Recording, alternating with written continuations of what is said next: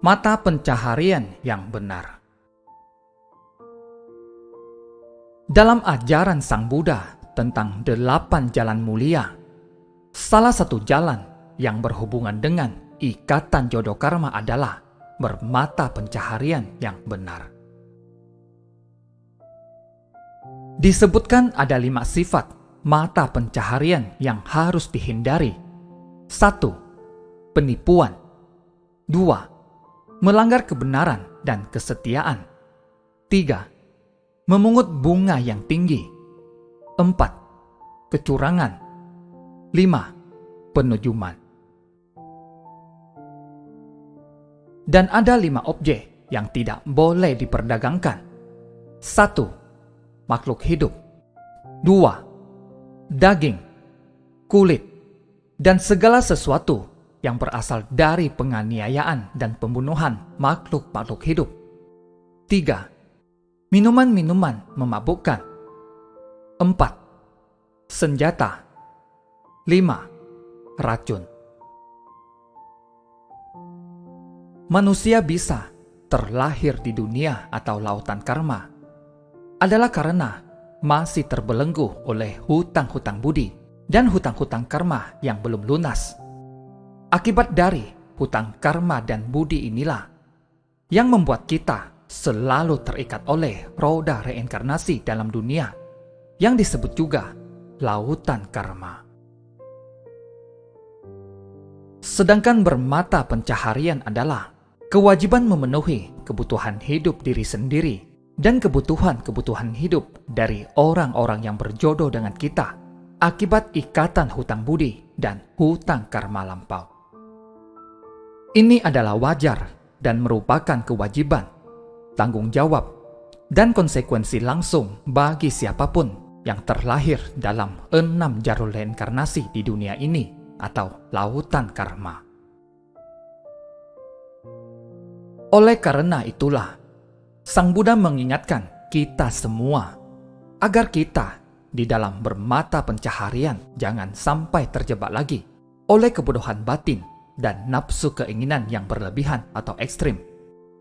Sehingga kita bukannya baik-baik melunasi semua hutang budi dan karma kita dengan bermata pencaharian yang baik dan benar, tapi malah terjebak oleh mata pencaharian yang justru menambah hutang karma dan hutang budi baru di kehidupan ini, menciptakan ikatan karma buruk pembunuhan hewan-hewan dan lain-lain, akibat tergiur dan melekat oleh keuntungan dan profit yang besar.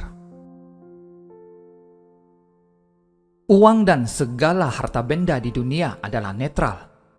Netral artinya memiliki setengah sisi baik dan setengah sisi buruk. Seperti uang, setengah dari uang mengandung jasa, kebajikan dan rezeki. Setengahnya lagi mengandung dosa, kejahatan, keringat, dan bahkan darah. Jika kita terperangkap oleh nafsu keinginan dan hanya mengejar keuntungan besar atau profit, bukannya berusaha bermata pencaharian yang benar untuk melunasi hutang-hutang karma kita sesuai yang disabdakan Sang Buddha, maka lama-kelamaan kita akan terjebak oleh nafsu keserakahan dan bergelimang dengan sisi buruk dari uang, yaitu dosa, kejahatan, keringat penderitaan, dan darah. Sebagai pembina diri atau orang-orang yang masuk arus dharma, kita seharusnya wajib bermata pencaharian yang baik dan benar untuk tujuan memenuhi kebutuhan hidup kita dan orang-orang yang berjodoh dengan kita, demi untuk melunasi semua hutang-hutang karma lampau kita. Kekayaan duniawi itu penting untuk kehidupan. Tetapi yang lebih penting adalah cara mendapatkan kekayaan materi itu dan cara menggunakan kekayaan materi itu harus sesuai dengan sabda Sang Buddha sehingga selaras dengan kebenaran sejati, dan akhirnya kita bukan hanya mendapatkan kekayaan dan kemakmuran duniawi, tapi juga bisa melunasi semua hutang budi dan hutang karma lampau kita, dan juga menghasilkan jasa pahala dan kebajikan, karena kita bisa bersumbangsi untuk kepentingan umat banyak di dunia ini. Nan Hai Ku Fo atau Dewi Kuan Im juga berwelas asih. Melakukan bidang usaha yang salah di satu kehidupan juga bisa berakibat melukai diri sendiri ratusan tahun, sampai ribuan tahun pun tidak bisa bangkit kembali, masih harus mengalami penderitaan berbagai jenis hukuman atau siksaan. Sungguh tidak patut. Makan daging hewan tidak gratis. Semua harus dibayar dengan siksaan, sesuai apa yang telah dimakan. Seumur hidup dikarenakan membuka rumah makan hewani dan menghasilkan banyak uang, malah dibayar dengan masa beberapa ratus tahun, ribuan tahun, dengan hukuman siksaan yang menderita. Kepada para budiman yang bijaksana, haruslah ada rasa waspada dan bisa sadar. Lingkungan para budiman. Jika ada orang yang bermata pencaharian bidang pembunuhan atau penjagalan, harus memujuk atau menasehati dia untuk mengubah bidang usaha atau nafkah. Ini juga dikarenakan tujuan kebahagiaan jangka panjang orang lain, kebebasan jangka panjang, pelepasan penderitaan diri jangka panjang. Para budiman, jika kamu bisa membujuk orang lain mengubah bidang usaha pembunuhan atau penjagalan, maka kamu mendapatkan jasa pahala yang tak terhingga. Tidak makan daging hewani dan tidak membunuh makhluk hidup atau hewan. Tidak menjual produk dari kulit dan bulu hewan. Tidak membunuh makhluk hidup. Tidak menjual daging makhluk hidup, darah, organ, bulu dan kulit. Bahkan tidak menggunakan produk dari bagian tubuh hewan manapun. Ini baru namanya vegan murni. Dengan demikian, barulah bisa menghentikan bidang pembunuhan atau pembantaian hewan, atau secara otomatis terhentinya bidang usaha karena tiada permintaan atau pemakai.